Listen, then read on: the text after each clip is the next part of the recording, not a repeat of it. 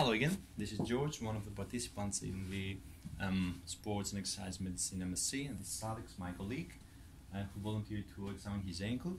So the first thing that we'll ask him to do is just to stand a bit forward to see and to inspect his legs, his feet, make sure that there's no arch deformity or no normal posture, as we can make sure he doesn't have any of these.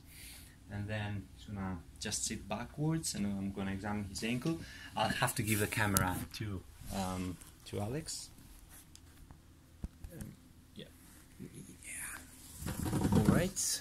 So, starting the examination of the ankle, we're just gonna start by inspecting the foot and the area of the ankle joint, and we cannot see any swelling, which is expected to be usually just in front of the medial malleolus or at the into the camera that side, please, or at the lateral malleolus. These are the common sites of swelling. The other thing that we check for is bruising, any obvious bruising or any obvious scars from previous operations. Then, after that, we're gonna move forward to the palpation. So we have to identify some anatomical structures and palpate over them to see if we're triggering any pain. So starting medially from that side, we have the medial malleolus. Make sure that there's no pain here, and just over that we have the deltoid ligament, which is a strong ligament, the medial aspect of the ankle joint. And then we have the posterior tibialis tendon, which goes at that part, palpating again to see if there's any tenderness over the tendon. And then we're going to go to the dorsum of the foot. So we're going to check for any navicular stress fracture. In order to find the area of the navicular stress fracture, what we're going to do, we're going to lift the big toe in order to identify the extensor hallucis tendon, and then the whole foot in order to identify the tibialis, the anterior tibialis tendon. And between these two, at that point, is where the navicular stress fracture happens. So there's no tenderness over there. So then after that, we can palpate medially to the extensor hallucis longus tendon, the artery, the dorsalis pedis artery. Yeah, normal pulse is palpated. And then going to the lateral of the foot, we can see and identify the fifth metatarsal here, which is sometimes fractured when there's an ankle sprain, and it's also the insertion of the peroneal tendon. So after that, on the lateral aspect, we have the lateral malleolus, and we have the strong ligaments of the ATFL, the calcaneal ligament, and the PTFL. They're usually damaged in an ankle sprain.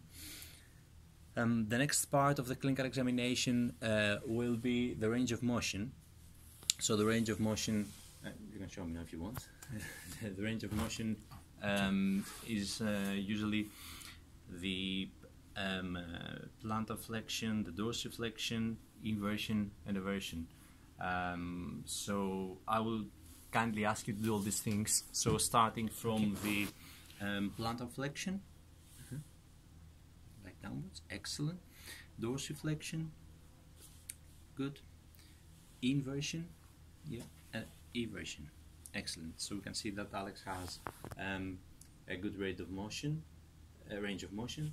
And another thing that we can check in the range of motion, usually the toes, they can have dorsiflexion and plantar flexion.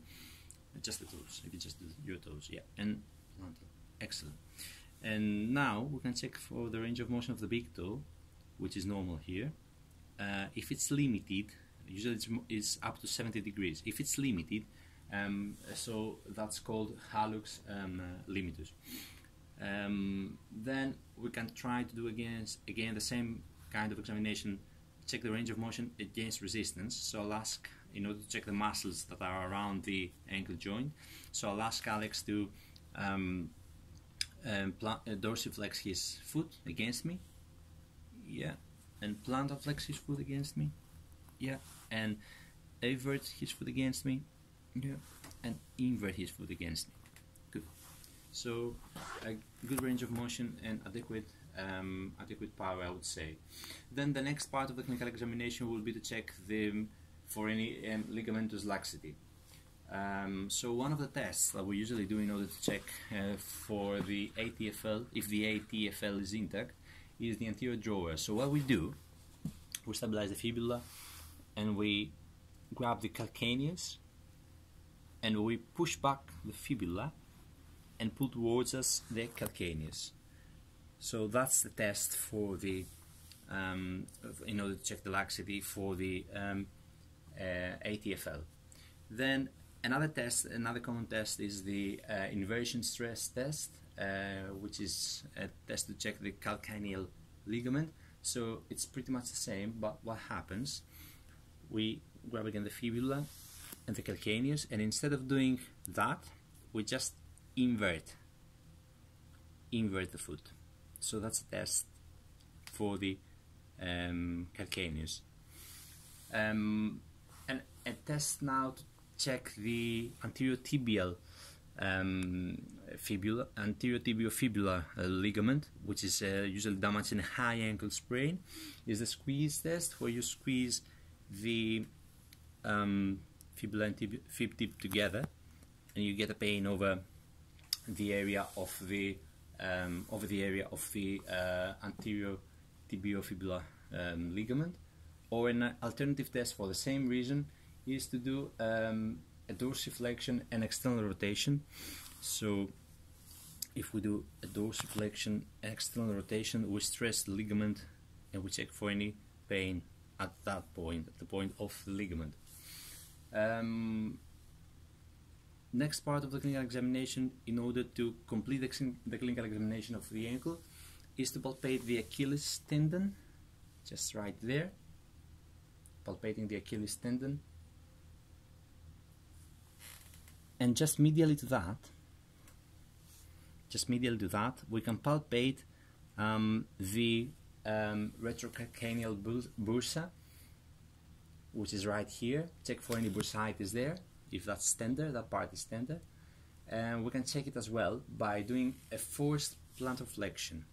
So by doing a forced plantar flexion, that will exacerbate the pain if there is any bursitis. That's it.